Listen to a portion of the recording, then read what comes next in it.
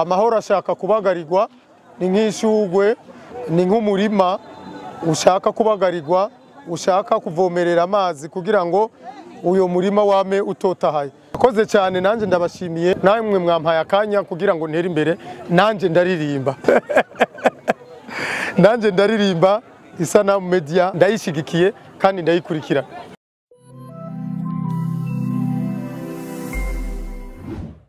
Ubwa mbere bwo mbanje kubashimira, meze neza, sinzi namwe ko mumeze neza. Yego, tubonye muri mu gikorwa bamenyereye muri abaririmbyi ibikorwa nyabakije bijanye n'iki? Bon, ni ibikorwa bitari kure y'ivyo nyene, ni igikorwa kijanye nyene no gukebura, kuko jewe indirimbo zanje ntanguriye kuri Kazoza Keza ntikari mwibarabara kari mwikaye, namye ndirimba indirimbo zikebura. N'ubu rero ndiko ndagerageza gusubira kuririmba izindi ndirimbo ziri mu rukurukirane rwo gukebura nyene. Naravuze ururirimbo rwitwa Twubahane, abantu benshi bamaze kurukunda. N'uru rero navuze nti Shalom Shalom, abanyafrika twese turi bamwe, narwo nyene nibaza ko bazorukunda. Rero ndi mu gikorwa cyo gusohora indirimbo nkaca ngira na clip y'ururirimbo kugira ngo abantu benshi bashobore kurukunda no kurumenya. Intumbero nyamukuru watumye gusohora iyi ndirimbo Shalom Shalom ni yahe? Shalom Shalom ni indamukanyo y'amahoro, kwifurizanya amahoro. Iyo ugiye gusenga ari mu Bayisilamu, ari mu bandi mu yandi madini, bose baravuga ngo twifurizanye amahoro y'Imana. Ni ukuvuga rero ni indamutso rusange, ni uburyo bwo kugira ngo abantu bose bahurire kuri iyo ndamutso, bibone ko abantu ari bamwe, ibibatandukanya ntibisubire kuba hagati yabo. Ni mu gihe turi mu gihugu cyaciyemwo kumbura ibihe bitameze neza, ubwo wari ubutumwa nyamukuru mwashatse guha abarundi igihe tubona amahoro aza yarabonetse? Ni ubutumwa nahaye abarundi, ariko ndabuha n'abanyafrika, ndabuha n'ab'isi yose, kuko mu ndirimbo ziwanje ndashiramwo igifaransa, ndashiramwo icongereza kugira ngo n'abahandi bavyumve. Amahoro rero ni yaba tuyafise, amahoro ntucujya mu mukondora azosingwa amahoro urayafise, oya. Amahoro ashaka kubagarirwa ni nk'ishugwe, ni nk'umurima ushaka kubagarirwa, ushaka kuvomerera amazi kugira ngo uyo murima wame utotahaye. N'amahoro niko ameze, aratosekazwa n'akantu gatoyi, ariko kandi ararama iyo abantu bayashigikiye.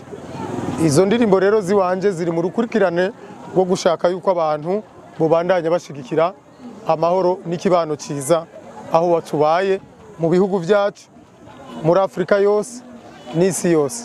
Yego, ni mu gihe turi mu gihe aha mu gihugu kibanye aya mahoro asa n'ayatosekaye, n'ubuhe butumwa ugenera ibihugu bibanye dusanzwe turimo, ibihugu by'akarere k'ibiyaga bigari, ibyo bihugu turi musangiye biri muri East Africa, n'ubuhe butumwa washatse kubaha muri ino ndirimbo?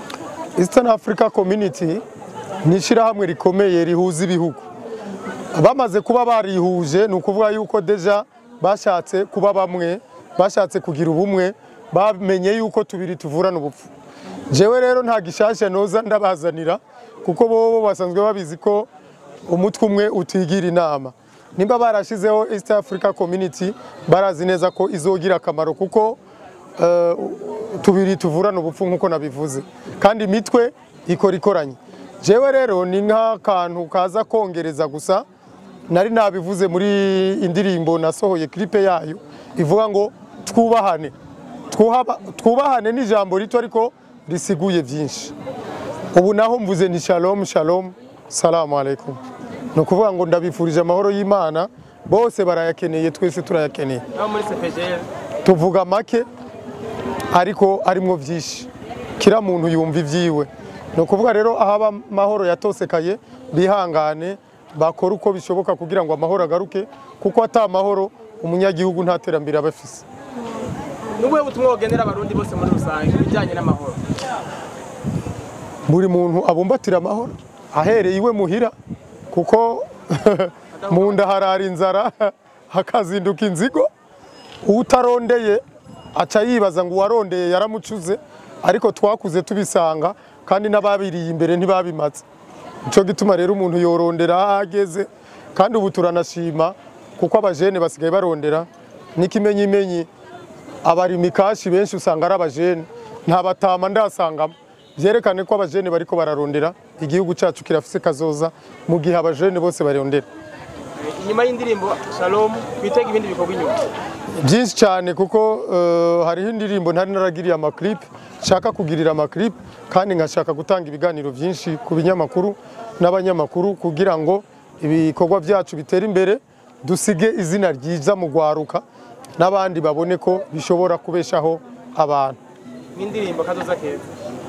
Kazoza Keza nayo nyene nzoyigirira clip, ariko muri remix, byo bita guhinyanyura ku buryo bushasha, kugira ngo nemeze abavuga yuko Kazoza Keza kari mwibarabara, nanje narababwiye ko katari mwibarabara.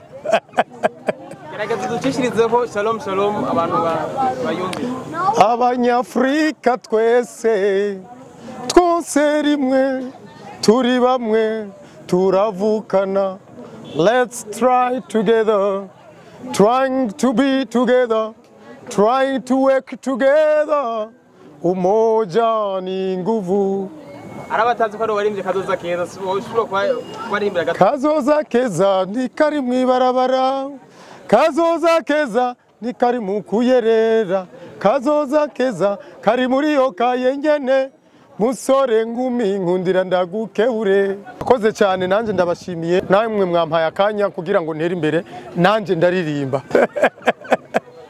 Nanje ndaririmba, Isanamu Media ndayishigikiye kandi ndayikurikira.